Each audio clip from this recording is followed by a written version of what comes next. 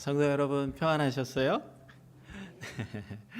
예, 저는 멀리 남미 파라과이에서 하나님의 나라를 섬기고 있는 장주동 선교사입니다. 2026년 새해가 밝았는데요. 우리 한번 같이 인사할까요? 주의 은혜가 풍성한 한 해 되시기 바랍니다. 주의 은혜가 풍성한 한 해 되시기를 바랍니다. 아멘. 예. 오늘 교회에 사실 어제 도착해가지고 교회를 딱 들어설 때부터 또 하루를 지나고 오늘 아침에 또 주일 예배에 참석하면서 참 이렇게 마음에 따뜻한 위로와 격려를 받는 그런 느낌들을 가져봤습니다. 주께서 참 사랑하시는 교회, 또 주께서 참 귀하게 사용하시는 목사님, 또 성도 여러분 되시는 것 같아서 참 마음에 기쁘고 감사할 따름입니다. 또 저희 선교지를 위해서 기도해 주시고 또 후원해 주셔서 또 감사를 드립니다. 오늘 말씀을 먼저 좀 나누고 저희 선교지 이야기도 조금 나누도록 그렇게 하도록 하겠습니다. 예, 파워포인트 좀 띄워주시겠어요? 예. 어린 시절에 누구나 한 번쯤 읽어봤을 뻔한 큰 바위 얼굴이라는 소설이 있습니다. 나타니엘 호슨이 쓴 그런 소설인데요. 이 큰 바위 얼굴이라는 소설 속에는, 이야기 속에는 마을 한가운데 있는 산 중턱에 있는 어떤 큰 바위를, 사람 얼굴을 닮은 그 바위를 바라보면서 살았던 어니스트라고 하는 한 사람의 이야기가 담겨져 있습니다. 이 어니스트는 어렸을 때부터 이런 이야기를 들으면서 자랐다는 거예요. 언젠가 저 큰 바위 얼굴을 닮은 그런 사람이 태어날 것이다. 근데 이 사람 굉장히 훌륭한 사람이어서 이 마을에 참 복을 가져올 거야. 뭐 이런 이야기들을 듣고 자랐다고 합니다. 어렸을 때부터 어머니로부터 마치 메시아를 기다리는 그 이스라엘 백성들처럼 야, 언젠가는 위대한 인물이 태어나서 우리를 복되게 해줄 거야. 뭐 이런 이야기를 듣고 자랐던 이 어니스트라는 사람은 아침에 해 뜨고 일어나서 학교 갈 때도 이렇게 한번 쳐다보고 또 집에 돌아올 때 해가 지려게도 저 바위를 바라보면서 평생을 살았다. 그런 이야기를 하고 있습니다. 오랜 세월이 흘러가지고 노년이 됐어요. 이 어니스트가. 그날 아침에도 늘 하던 대로 저 큰 바위 얼굴을 이렇게 바라보고 있는데 해가 이렇게 쫙 비춰오면서 어니스트의 얼굴이 햇빛을 받아서 이렇게 빛나게 됐대요. 그때 사람들이 평생 저 큰 바위 얼굴을 바라보며 살았던 이 어니스트라고 하는 사람의 얼굴을 보면서 갑자기 이런 이야기를 합니다. 큰 바위 얼굴 닮았네. 어니스트가 큰 바위 얼굴 닮았어. 이제 이런 이야기를 했다는 거죠. 사람들이 이 어니스트야말로 전설 속에 나오는 그 위대한 인물이다. 이렇게 생각을 하게 됐다. 그런 이야기입니다. 작가는 이 이야기를 통해서 우리에게 무엇을 이야기하고 싶었을까요? 어렸을 때는 사실 그런 생각을 못 해봤는데 이제 어른이 돼가지고 다시 이 이야기를 생각하면서 이런 생각을 저는 하게 됐습니다. 바라본다는 것이 가진 어떤 능력, 간절히 바라본다, 소망한다, 갈망한다, 내가 늘 어떤 사람을 닮고 싶어한다, 뭐 이런 것에 가진 능력에 대해서 작가가 이야기하지 않았을까 그런 생각을 해봅니다. 실제로 저와 여러분들이 모두 다 동의하시는 것처럼 갈망하면은 능력이 있습니다. 바라보면은 능력이 있습니다. 간절히 바라고 간절히 소망하다 보면 그 일이 이루어지는 것을 저와 여러분이 경험하실 수가 있어요. 2026년 새해 여러분은 어떤 갈망을 가지고 시작을 하셨습니까? 무엇이 되고 싶다. 올 한 해는 어떤 삶을 살고 싶다. 여러분 어떤 갈망을 가지고 시작을 하셨나요? 여러분의 소원, 여러분의 기도는 과연 무엇이었습니까? 토마스 아퀴나스라고 하는 위대한 신학자가 있는데 이 위대한 신학자가 이런 이야기를 남겼습니다.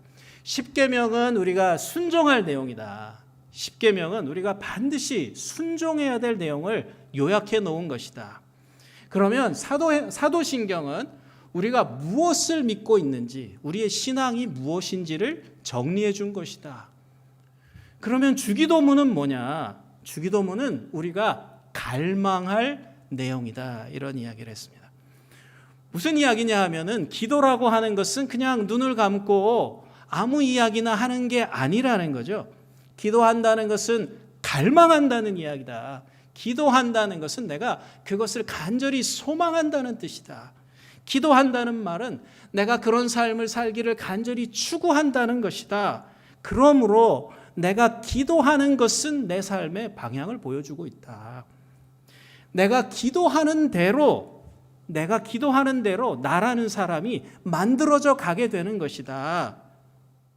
그래서 어떤 사람이 기도하는 것을 보면 그 사람이 무엇을 소망하고 있는지, 어떤 삶을 살고 있는지를 잘 알 수 있다. 그런 이야기를 했습니다. 오늘 저와 여러분이 읽은 본문의 말씀 속에는 예수님의 기도의 첫 번째 세 구절이 담겨져 있습니다.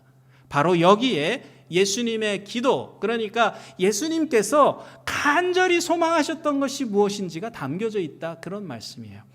주님이 갈망하셨던 삶이 무엇인지가 예수님의 기도의 첫 세 구절 속에 담겨져 있다는 말씀입니다. 마태복음 6장 9절 상반절 말씀 같이 한번 읽겠습니다. 그러므로 너희는 이렇게 기도하라. 다시 한번요. 그러므로 너희는 이렇게 기도하라. 동일한 구절을 영어 성경으로 읽어보면 이렇게 되어 있어요. This is how you should pray. This is how you should pray. 그러므로 너희는 이렇게 기도하라. 아직 구체적으로 뭘 기도하라고 하는 기도의 내용이 나오기 전에 기도하라고 말씀하고 계신 예수님의 그 말씀 속에 이렇게라고 번역된 부분, 다른 말로 번역하기가 어려워서 이렇게라고 번역되어 있는 부분을 영어 성경으로 읽다 보면 눈에 딱 들어오는 단어가 하나 있습니다. 그 단어가 뭐냐 하면 should라고 하는 단어예요. 중학교 시절로 조금 돌아가셔가지고 영어 수업 시간에 영어 단어들을 배우셨을 텐데 must라는 단어하고 should라고 하는 비슷한 두 단어를 아마 여러분 배우셨을 겁니다. must와 should는 둘 다 뭐뭐 해야만 한다 이런 뜻을 갖고 있는 비슷한 의미를 갖고 있는 단어입니다.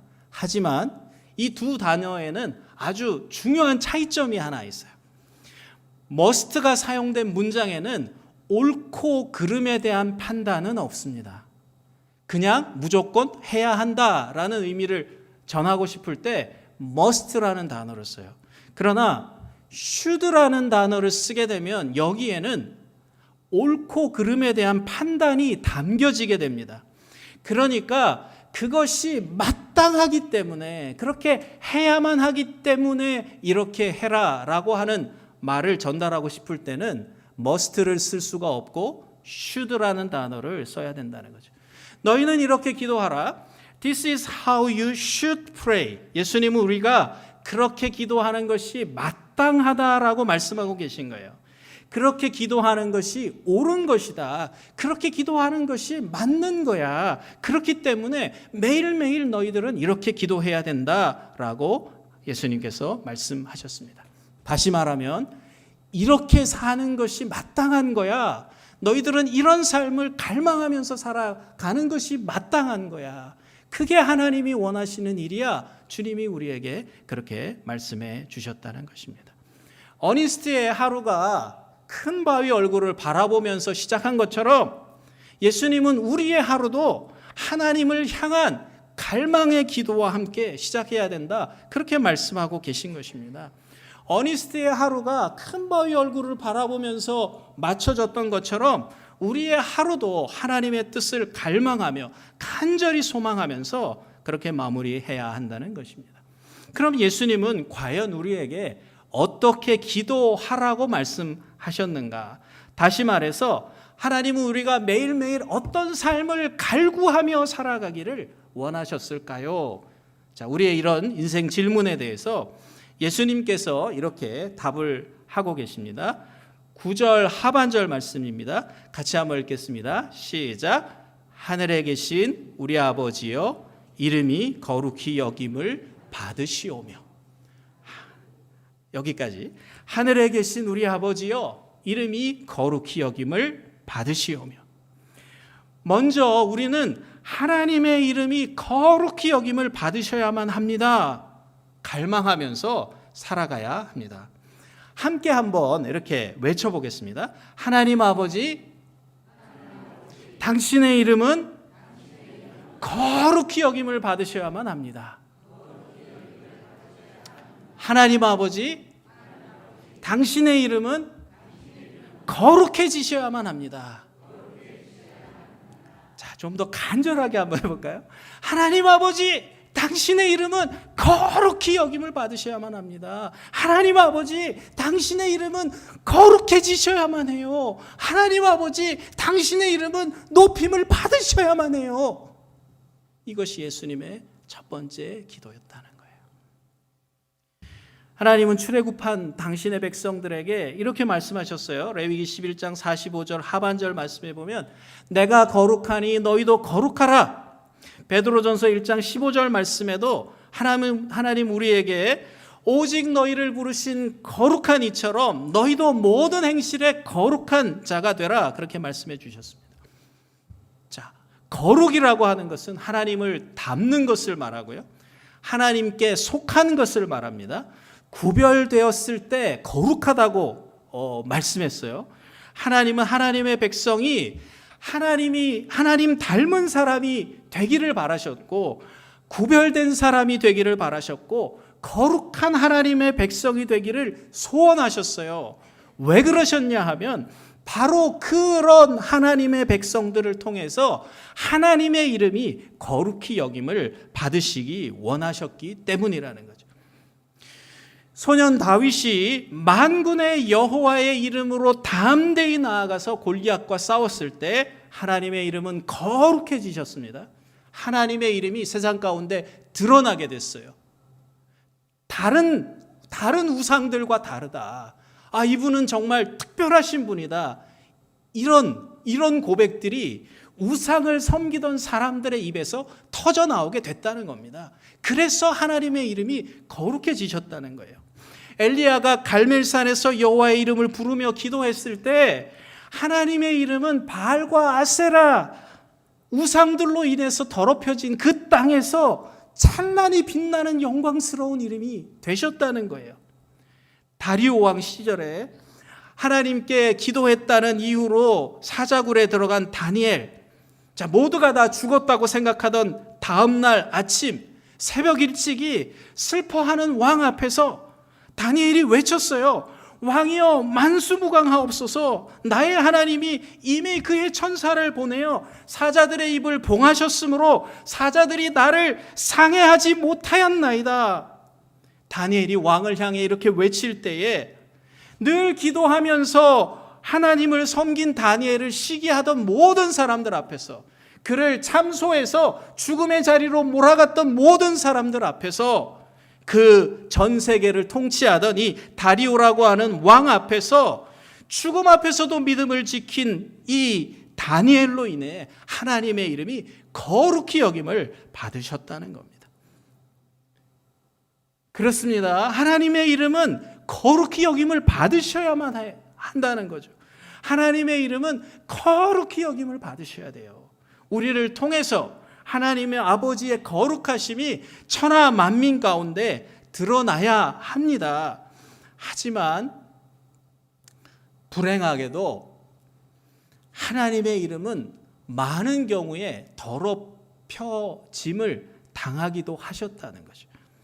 에스겔서 36장 20절 말씀에 보면 그들이 이른바 그 여러 나라에서 내 거룩한 이름이 그들로 말미암아 더러워졌나니, 그들로 말미암아, 하나님의 백성들로 말미암아 더러워졌나니, 곧 사람들이 그들을 가리켜 이르기를 이들은 여호와의 백성이라도 여호와의 땅에서 떠난 자라 하였음이라, 이렇게 말씀하고 있어요. 이스라엘 백성들이 자신이 사는 곳에서, 그들이 흩어져서 살게 된 여러 나라에서 하나님의 백성다운 모습으로 살아가지 못하게 됐을 때 하나님의 이름은 그들로 말미암아 더럽힘을 당하게 되었다는 거예요. 하나님의 백성이지만 하나님을 떠났기 때문에 하나님이 심판하시는 이 모습을 보면서 많은 나라 사람들이 하나님의 이름을 욕되게 하는 일이 일어났다, 그렇게 말씀하고 있어요. 성도 여러분, 하나님의 백성이 하나님 닮은 모습을 보여주지 못하게 될 때, 하나님의 백성이 구별된 삶을 살아가지 못하고 하나님의 백성이 세상에 속하게 되면 하나님의 이름은 영광을 받으시지 못하게 됩니다. 우리를 통해서 세상이 하나님의 하나님 되심을 알아야 하는데 반대, 하나님의 이름이 욕되게 되는 일이 일어나게 되는 것입니다. 그러므로 예수님이 하셨던 기도, 저와 여러분의 마음속에 가장 깊은 곳에 새기면서 혼란에 살아가셨으면 좋겠어요. 하나님 아버지, 당신의 이름은 거룩해지셔야만 합니다. 하나님 아버지, 당신의 이름은 거룩해지셔야만 해요. 우리는 이 세상 가운데 하나님의 이름을 아직도 모르는 이들이 있다는 것에 대해서 안타까운 마음을 가져야 합니다. 하나님의 이름이 마땅히 받으셔야 하는 존귀와 위엄과 영광을 받지 못하고 계신 현실에 대해서 아파하고 분노할 줄 알아야 합니다. 매일매일 하나님 아버지, 당신의 이름이 거룩해지셔야만 합니다. 안타까운 심정으로 고백하며 살아가야 합니다. 둘째로, 우리는 하나님의 나라가 임하시기를 갈구하면서 살아가야 합니다. 10절 상반절 말씀 함께 읽겠습니다.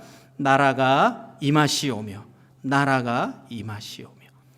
예수님은 일평생 하나님 아버지, 당신의 나라는 임하셔야만 합니다, 이렇게 기도하셨습니다. 같이 한번 외쳐볼까요? 하나님 아버지, 하나님 아버지, 당신의 나라는 임하셔야만 합니다. 하나님 아버지, 당신의 나라가 임하셔야만 돼요. 예수님은 이 땅이 하나님이 다스리시는 나라가 되기를 간절히 기도하며 간절히 소망하며 살아가셨습니다. 하나님이 다스리시는 나라에서 우리가 살 수 있게 되기를 간절히 소망하며 살아가셨습니다. 저 여러분, 어떤 나라에서 살고 싶으세요? 자, 살기 싫은 나라를 몇 개 뽑아봤는데요. 우리는 김정은이 다스리는 북한 같은 나라에서 살고 싶지 않습니다. 히잡을 쓰지 않았다고 수많은 사람들을 잡아 죽였던, 지금도 여러 가지 혼란스러운 이란 같은 나라에 살고 싶지 않아요. 이슬람 율법을 따르지 않았다는 이유로 철장 속에 죄수들을 가둔 다음에 그 철장을 통째로 물속에 넣어버렸던 그 아프가니스탄, 탈레반이 다스리는 그런 나라에서 살고 싶지 않습니다. 지속적인 전쟁과 갈등으로 폐허가 되어버린 나라 속에 살아가고 싶지 않아요. 가난에 함몰되어서 강도와 살인이 일상인 나라들, 사회적인 갈등이 극에 달한 나라에서 살고 싶지 않습니다. 어떤 나라에서 살고 싶으시죠? 주님이 다스리시는 나라, 참 사랑과 기쁨의 그 나라에서 저는 살고 싶어요. 저와 여러분 다 그 나라에서 살고 싶으시잖아요. 하나님 아버지, 당신의 나라가 임하셔야만 합니다. 간절히 기도하며 소망하셨던 주님처럼. 또 구약에 저 여러분 잘 아는 찬송가, 사막에 샘이 넘쳐 흐르리라, 사막에 꽃이 피어 향내 내리라. 갈망하며 노래했던 그 선지자들의 노래와 같이, 소망과 같이 하나님의 백성으로 왕이신 하나님을 모시면서 살고 싶습니다. 그런데 어떻게 하면 우리가 사는 이 땅이 하나님이 다스리시는 나라가 될 수 있을까요? 하나님 나라를 갈망하는 저와 여러분들이 해야 할 일은 무엇입니까? 마태복음 28장 19절에서 20절 말씀 같이 한번 읽겠습니다. 시작. 그러므로 너희는 가서 모든 민족을 제자로 삼아 아버지와 아들과 내가 너희에게 분부한 모든 것을 가르쳐 지키게 하라. 볼지어다 내가 세상 끝날까지 너희와 항상 함께 있으리라 하시니라. 아멘. 하나님 나라는 여호와 하나님만이 참 하나님이시다, 예수님만이 구원자이시다, 이렇게 선포하는 곳에 임하게 됩니다.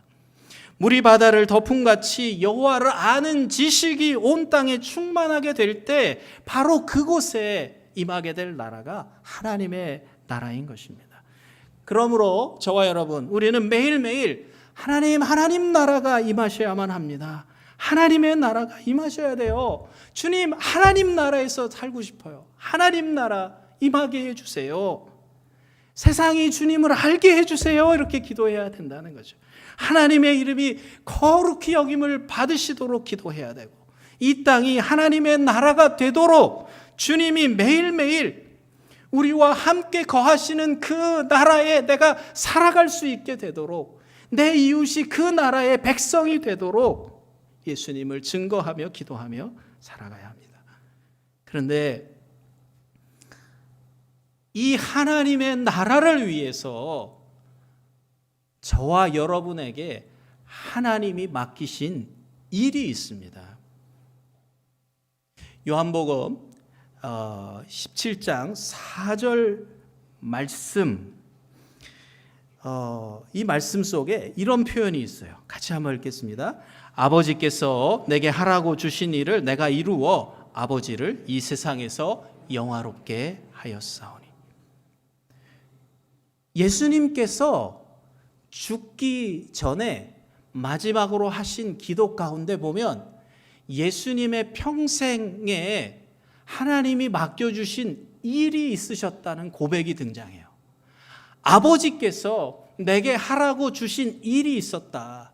그런데 그 일을 예수님은 이제 이루어서 아버지를 이 세상에서 영화롭게 하였습니다. 라고 고백하고 계십니다. 하나님이 내게 하라고 주신 일이 있는데 그 일을 이루는 것이야말로 하나님의 이름을 거룩히 하는 일이 되고 하나님의 나라를 확장하는 일이 되는 것이에요. 이 일을 위해서 우리가 간절히 바라고 기도해야 할 것이 10절 하반절에 기록되어 있습니다. 함께 읽겠습니다. 시작. 뜻이 하늘에서 이루어진 것 같이 이 땅에서도 이루어지이다. 뜻이 하늘에서 이루어진 것 같이 땅에서도 이루어지이다. 우리는 하나님의 뜻이 이 땅에서 이루어지기를 갈구하며 살아야 합니다. 예수님은 십자가를 앞에 둔 마지막 순간에도 이르시되 아빠 아버지여, 아버지께는 모든 것이 가능하오니 이 잔을 내게서 옮기시옵소서. 그러나 나의 원대로 마시옵고 아버지의 원대로 하옵소서. 이렇게 간절히 기도하셨어요.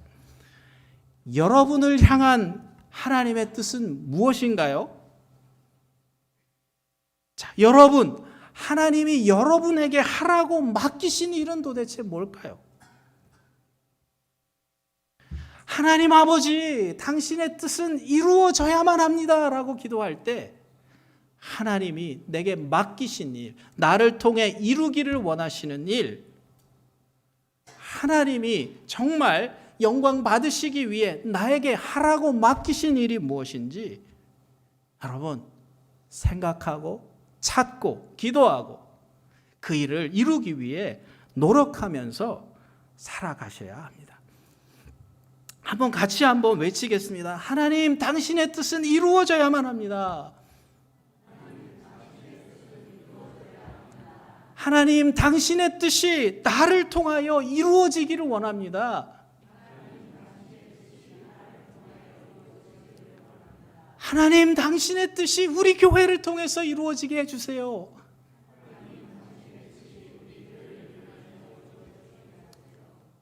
우리는 매일매일 하나님, 당신의 뜻이 이루어져야 합니다. 하나님, 당신의 뜻이 나를 통해서 내 삶 속에서 우리가 하는 모든 일들을 통해서 우리가 하는 모든 사역을 통해서 이루어져야만 합니다. 그렇게 기도하며 살아가셔야 합니다. 이 사진은 한국에서 살던 제가 파라과이 선교를 고민하고 있을 때 찍은 사진이에요. 기도하면서 고민하던 어느 날 하늘을 이렇게 보다가 구름 속에서 예수님의 얼굴 아닐까? 자, 이렇게 생각하는 구름이 보여서 사진을 찍었어요. 예수님의 얼굴이 보이십니까? 네, 안 보이시죠? 그런데 자세히 보면 지금도 제 눈에는 저 사진 속에서 나를 향해 뭔가 말씀하시는 듯한 예수님의 얼굴을 이렇게 발견하곤 합니다. 고민하고 있을 때예요. 과연 하나님, 제가 이 선교를 떠나야 될까요? 가야 될까요? 그냥 하고 있던 일 하면 안 될까? 이런 고민을 많이 하고 있을 때 그날 아침에 주님이 제게 이런 생각을 갖게 하셨어요. 사람들은 그런 이야기를 할지 모른다. 너 왜 갈라 그러냐? 가려면 훨씬 젊었을 때 갔어야 되고 훨씬 더 이러저러한 이유, 그런 이유들 때문에 가지 않는 게 더 지혜롭다고 말하는 사람이 많은데 왜 가려고 하지? 그 이야기를 다 듣다 보면 다 맞는 이야기이기 때문에 할 말은 없지만, 그러나 마지막 순간에 떠나기로 결정하면서 제 마음속에 가졌던 확신은 주님이 다시 오시는 날, 오늘 내가 한 이 결정은 내 인생에서 가장 잘한 결정이 될 것입니다. 그렇게 고백하고 떠났습니다.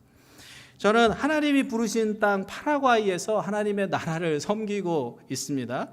브라질은 많이 들어보셨을 거예요. 아르헨티나도 들어보셨고, 그 다음에 우유니 사막 때문에 볼리비아도 들어보셨을 텐데, 이 세 나라 중간에 끼어 있는 작은 나라는 한국에는 잘 알려져 있지 않습니다. 파라과이라는 나라는 이 중남미의 약소국으로 중남미의 강대국들 사이에 끼어져 있는 그런 작은 나라입니다. 작다고 하지만은 한반도의 약 1.8배 되는 크기이고, 인구가 약 700만 명 정도 되는 나라이고, 이제 수도가 아순시온, 공용어로는 이제 스페인어와 원주민 언어였던 인디오들의 언어인 과라니어가 사용되고 있는 나라예요. 이렇게 얘기하면 모르시는데 저희 가족 저희가 사역하고 있는 이제 학교와 이렇게 사진이고요. 자, 이렇게 얘기하면 모르시는데 이 영화 포스터를 보시면 한 번쯤은 들어봤다라고 하시는 나라가 파라과이입니다. 저 영화 미션에 등장하는 예수회 신부가 찾아갔다가 여러 번 죽임을 당했죠. 그 죽임을 당했던 폭포가 지금은 브라질에 뺏겨서 브라질 땅이 된 이과수 폭포, 그 지역이고요.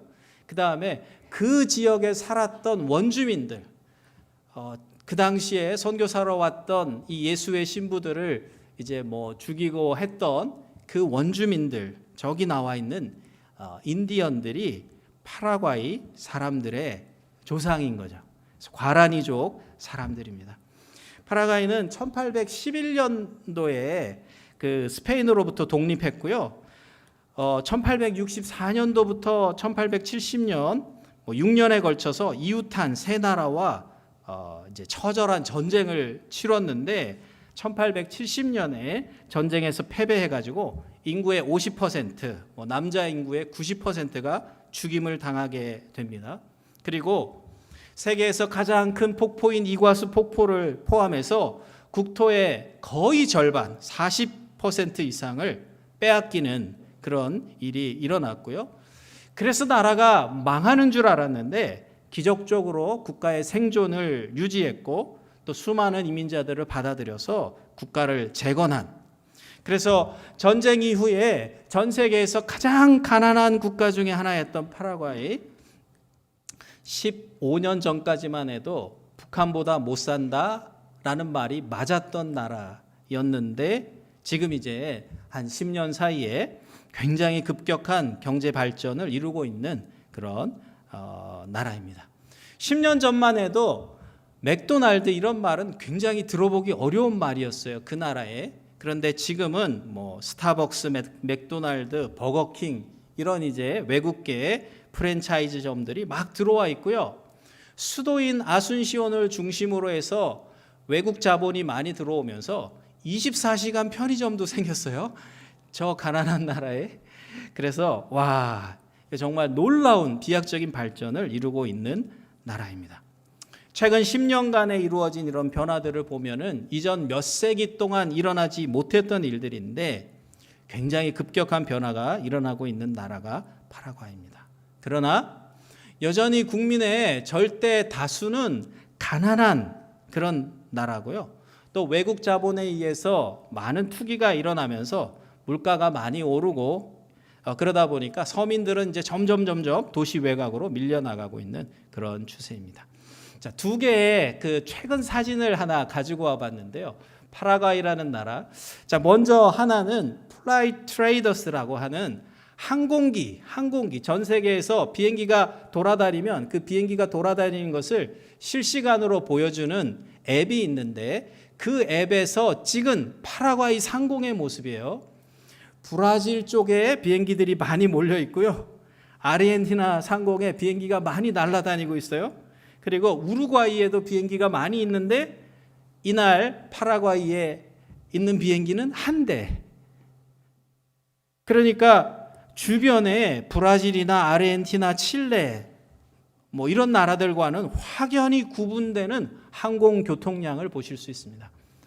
나라 전체에 비행기 한 대가 떠 있는 나라 참 특이한 나라인데 파라과이가 그런 나라라는 거죠. 자, 오른쪽에 있는 사진은 2025년 4월 1일에 이제 있었던 일인데 비가 엄청나게 많이 쏟아졌어요. 그래서 버스 안에서 비가 엄청나게 줄줄줄 새기 시작했는데 대부분의 승객들은 우산이 없습니다. 그러니까 그냥 버스 안에서 비를 맞고 있었는데 어느 한 분이 우산을 펼쳤던 거죠. 자, 이게 뉴스에 나왔어요. 비 새는 버스 안에서 이렇게 우산을 쓰고서 있는 저분의 모습. 이 두 사진을 통해 보면 파라과이라는 나라가 정말 굉장히 빠른 경제 발전을 이루고 있음에도 불구하고 여전히 가난에 허덕이면서 살아온 나라구나 그런 생각을 하실 수 있습니다. 파라과이는 종교적으로 보면은 카톨릭 국가입니다. 정확한 통계는 없는데 대략 국민의 80% 이상이 카톨릭 신앙을 가지고 있는 것으로 분류가 됩니다. 그러면 이제 여기서 질문이 떠올라요. 중남미, 라틴 아메리카, 미국 대륙 밑에 있는 멕시코부터 시작해서 저기 남극을 갈 수 있는 아르헨티나 끝까지를 다 통틀어서 라틴 아메리카라고 말할 수 있어요. 무슨 말이냐면 주로 스페인어를 쓰고 그 다음에 카톨릭, 천주교 신앙을 가지고 있는 국가들이라는 거죠. 그런데 여기서 중요한 질문은 이런 거예요. 그러면 천주교 신앙을 갖고 있는 사람들에게 복음을 전할 필요가 있을까라는 질문이 하나 생겨날 수가 있습니다. 과연 선교가 필요한 곳인가? 이제 두 가지 면에서 이야기를 해볼 수 있는데 하나는 문화적으로 천주교라고 하는 문화권에 살고 있지 실제로 성당에도 잘 안 다니는 사람들이 대부분이다. 그게 이제 첫 번째 대답이에요. 카톨릭의 공식적인 통계를 인용해 보면 나라의 80%, 90%가 카톨릭 신자라고 이렇게 통계에 나와 있어도 실제로 성당에 출석하는 사람은 30% 미만으로 봅니다. 그러면 그 나머지 70% 이상 해당되는 사람들은 그냥 태어날 때부터 자기는 카톨릭이라고 이야기하지만 평생 교회에는 한 번도 안 가보거나 이제 3번 보통 가게 된다고 이야기하는데 태어나자마자 세례 받을 때 한 번 가고 결혼식 할 때 한 번 가고 그 다음에 장례식 때 한 번 간다 이렇게 하는 사람들이 있다는 거죠. 실질적으로는 예수님을 믿지 않는 사람들이 대다수에 속하는 나라, 대륙이 중남미라고 할 수 있어요. 또 하나는 카톨릭이 과연 바른 신앙을 가지고 있는가라는 부분이에요. 특별히 한국에 있는 카톨릭과 중남미에 있는 카톨릭은 굉장히 다릅니다. 이름은 같지만 굉장히 색깔이 달라요. 과연 이들이 구원 얻을 믿음을 가지고 있는가에 대한 부분은 고민거리가 되지 않을 수 없습니다.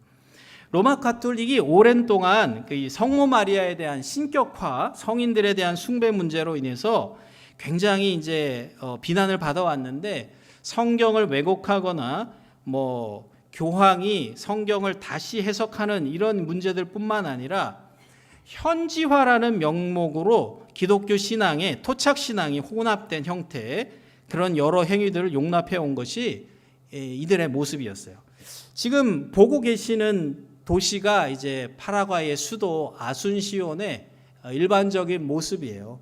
주로 이렇게 빨간 벽돌로 집을 짓고 사는 이런 동네인데, 이 아순시온이라고 하는 도시 이름에 원래 전체 아순시온이라고 줄여서 부르는 것이고, 전체 이름은 누에스트라 세뇨라 산타 마리아 델라 아순시온, 이게 이제 도시의 이름입니다.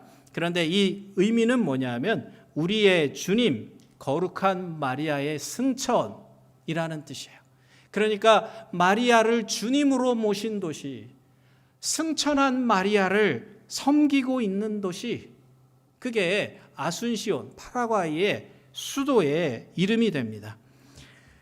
파라과이는 매년 12월 8일이 까쿠페 성모의 날이라고 국경일로 지키고 있는데, 이런 신앙의 내용이 있어요. 1600년대에 어느 과라니족 인디언 조각가가 적대적인 부족에 의해서 이제 쫓겨다니면서 죽음에 처할 위기에 처했다는 거죠. 그가 죽을 위기 앞에서 하늘을 향해서 기도했는데, 그때 어디선가 까쿠페 이런 소리가 들렸대요. 이 까쿠페라는 말이 숲 뒤쪽 뭐 이런 뜻이거든요. 그러니까 숲 뒤에 가서 숨으라는 얘기구나. 그렇게 하고서 이 원주민이 가서 숨었는데 목숨을 건졌어요. 그리고 나서 그때 자기에게 나타났던 그 여자 음성, 여인을 조각했던 게 까쿠페 성모입니다. 까쿠페 성모의 날은 위기에 처한 인디언을 도와준 성모 마리아를 기억하는 날. 자, 그런데 이 까쿠페 성모가 파라과이의 치료자, 보호자, 국가의 수호신 같은 의미가 있어요. 그래서 매년 이 날이 되면은 하루 전날부터 전국에서 걸어서 이 까쿠페 성모를 모신 성당까지 걸어서 이제 순례를 하는 것이 이 사람들의 중요한 정체성 중에 하나입니다. 교황청에서 작년에 이런 이야기를 발표했어요. 동정녀 마리아를 공동 구원자, 중재자로 여기는 것은 그리스도교 신앙을 왜곡하고 미신적인 관점으로 이어진다. 그러니까 성모 마리아는 더 이상 공동 구세주가 아니다, 이렇게 발표를 했어요. 그 이야기는 무슨 말이냐면, 오랜 세월 동안 성모 마리아가 예수님 외에도 구원자가 있었다. 공동 구원자다. 예수님과 함께 마리아도 구원자다. 이렇게 믿어왔다는 거예요. 그런데 중남미에서는 이걸 넘어서서 예수님보다 더 뛰어난 구원자, 예수님보다 더 뛰어난 중보자, 이런 느낌으로 마리아를 섬기고 있다는 것입니다. 원죄 없이 태어났다, 승천했다, 여러 가지 마리아를 신격화하는 그런 이제 일들이 있었는데, 중남미에서는 그것을 넘어서서 마리아가 예수님과 같은 구원자다, 이런 느낌으로, 아니면 예수님보다 더 뛰어난 신으로서 섬기고 있는 것이 그 지역의 모습이라는 거죠. 카톨릭의 십계명 잘 보시면 저희들이 갖고 있는 십계명하고 딱 다른 부분이 있어요. 자, 1계명 한 분이신 하나님만 믿어라, 이건 같고, 그런데 2계명을 보면 하나님의 이름을 함부로 부르지 말라, 3계명이 2계명으로 가 있는 게 보이시죠? 그러니까 카톨릭에는 저와 여러분이 가지고 있는 10계명에 2계명이 없습니다. 2계명 뭐죠? 자, 우상을 만들지 말고 절하지 말고 섬기지 말라라고 하는 내용이 없어요. 중남미 카톨릭에도 과연 구원이 있는가라는 질문의 핵심은 마리아를 하나님과 우리 사이의 중보자로 믿는 이들의 믿음이 과연 구원을 얻을 만한 믿음인가라는 질문이고, 또 현지화라는 명목으로 원주민들이 섬기고 있는 여러 가지 우상들을 그대로 받아들여서 혼합된 신앙을 가지고 있는데 그 사람들이 구원을 받을 수 있을까? 이제 이런 질문이라는 거죠. 구약 시대에 이스라엘 백성들이 가지고 있었던 신앙이 하나님을 안 믿는 게 아니라 하나님도 믿고 우상도 섬기는 것이었다는 것을 보여주는 성경에 예들이 많이 나와 있습니다. 하나님 섬겨요. 성전에 여인들이 앉아가지고 담무스를 위해서, 이방 신을 위해서 애곡했다든지, 하나님을 예배해야 되는 이스라엘 백성들이 하늘 황후를 위해서 과자를 만들고 뭐 다른 신들에게 전제를 부었다든지, 1975년도에 이스라엘의 쿤틸렛 아스롯이라고 하는 이 고고학 사이트에서는 8세기에 토기가 발견됐는데, 그 토기에는 아예 이렇게 적어놨어요. 사마리아의 여호와와 그의 아내 아세라.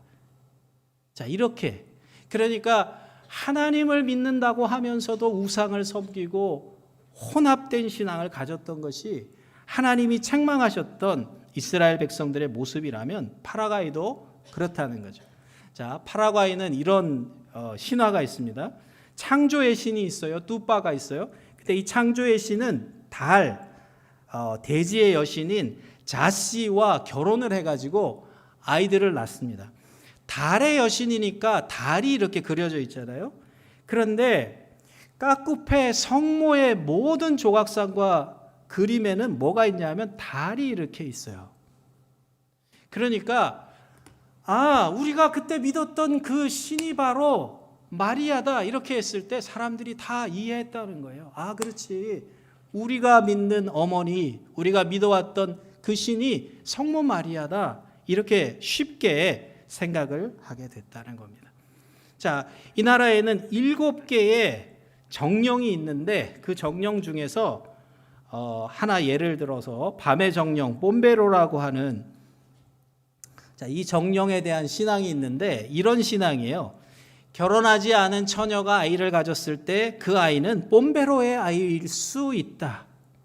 자, 무슨 이야기냐 하면, 저 숲에 살고 있는 정령, 숲에 살고 있는 어떤 괴물 같은 존재, 신적인 존재가 있는데, 이 신이 굉장히 괴팍하고 밤에 돌아다니는 걸 좋아하고 뭐 사람들 쫓아다니는 걸 좋아하는데, 특별히 처녀들을 좋아한다는 거죠, 이 신이. 그래서 밤에 처녀들이 살고 있는 집을 방문한다는 거예요. 그리고 나면 그 다음에 그 처녀가 아이를 잉태하는 일이 일어난다는 거예요. 그런데 파라과이에는 전쟁 이후에 남자들이 없었기 때문에 굉장히 성에 대해서 이렇게 개방된 풍조가 많았고, 아이들이 아빠 없는 아이들이 태어나는 경우가 굉장히 많았어요. 뭐 지금도 여전히 그런데, 그렇게 되면 원래 인디언들의 전통에 의하면은 처녀가 아이를 낳았으니까 이 욕을 당하고 뭐 힘들어야 되는데, 이렇게 이야기할 수 있다는 거죠. 뽐베로가 우리 집에 다녀갔다. 아이의 아빠는 그러니까 신적인 존재라는 겁니다. 예수님이 성령으로 잉태되었듯이 자신도 신의 아이를 낳았다, 뭐 이렇게 하는 것이 이들의 변명이 됐다는 거예요. 원래 가지고 있던 미신적인 믿음에 기독교 신앙이 막 이렇게 섞이면서 마치 그것이 무슨 카톨릭인 것처럼 이렇게 포장되어 있는 나라가 파라과이입니다. 정리해 보면, 제가 부른 바는 파라과이는 중남미의 작은 나라이고, 카톨릭의 문화와 과라니족의 토착 신앙이 혼합된 형태의 신앙을 가지고 있는 곳이고요. 또 최근에는 급격한 경제 발전을 이루고 있지만은 여전히 가난으로 고통받고 있는 곳, 뭐 그런 곳이 파라과이입니다. 기도해 주실 때, 그러니까 성모 마리아를 구원자로, 성모 마리아를 여신으로 믿고 있는 나라 사람들이 예수님 복음으로 돌아오게 해주세요 라고 기도해 주시면 좋겠어요. 하나님도 섬기고 다른 신도 섬긴다, 이런 신앙의 태도를 버리고 여호와 하나님만이 참 신이다, 이렇게 바른 믿음으로 돌아오는 나라가 되도록 기도해 주시면 좋겠습니다. 저희는 그곳에서 그런 일들을 위해서 뭐 교회 사역도 하고 있고, 그 다음에 주로 하는 사역을 이제 학교를 통해서 그곳에 있는 아이들에게 이제 바른 신앙과 믿음을 키워가는 일들을 감당하고 있습니다. 뭐 학교가 아직 작아서 전교생이 120명 정도고요. 유치원부터 고등과정까지 있고, 뭐 그래도 이 뭐라 그럴까요? 최선을 다해서 뭐 컴퓨터도 가르치고 뭐 태권도도 가르치고 그 다음에 한 1년 전에는 선한목자병원과 이제 협력을 하게 되면서 학교 안에 의사 선생님도 한 분 이렇게 모실 수 있게 돼서 아이들에게 의료적인 도움도 주고 의료 선교도 이렇게 감당하고 있는 그런 그렇게 하고 있고요. 학교 건너편에 길 건너편에 약 한 3분 정도 거리에 이제 파라과이 장로교 신학교가 있는데 그 나라에서 바른 신학을 가진 지도자들을 양성하기 위해서 신학교 사역도 같이 하고 있는 것이 저희가 하고 있는 일들이라고 생각하면 되겠습니다. 저는 이제 스페인어를 잘 아직 못하기 때문에 아이들에게 영어도 가르치고 뭐 이렇게 하고 있고요. 그 다음에 스페인어 공부를 하면서 이렇게 지나가고 있습니다. 여러분 짧게 간단히 설명을 드렸는데 오늘 저와 여러분이 예수님의 기도를 살펴봤어요. 바로 그 기도가 예수님의 간절한 기대와 소망이었다는 것도 살펴봤습니다. 하나님 아버지, 당신의 이름은 거룩해 지셔야만 합니다. 하나님 아버지, 당신의 나라가 임하셔야만 합니다. 그러기 위해서 하나님 내게 맡기신 일, 당신의 뜻이 내 삶 속에서 내가 하는 일을 통해서, 우리가 하는 일을 통해서, 혁신중앙교회가 하는 일을 통해서 이루어지기를 소망합니다. 올 한 해 이렇게 기도하며 살아가시는 모든 성도님들 되시기를 원합니다. 기도하겠습니다. 사랑이 많으신 하나님 아버지, 하나님의 나라가 임하게 해달라고 애타게 기도하셨던 그 주님의 마음을 하나님 저희들에게 주시기를 원합니다. 하나님 당신의 이름은 거룩해지셔야만 합니다. 하나님의 이름이 영광 받으시는 그것을 위해서 간절히 소망하며 살아가셨던 주님의 마음을 하나님 저희들에게 허락하여 주시옵소서. 하나님 우리에게 맡기신 일들, 하나님이 우리에게 허락하신 일들을 잘 감당하고 하나님의 뜻을 이루어가는 저희들이 되게 하여 주시옵소서. 그래서 주의 나라가 확장되고 주의 영광이 드러나는 하나님 놀라운 올 한 해가 될 수 있도록 주님 역사하여 주시옵소서. 감사드리고 예수님 이름으로 기도합니다. 아멘.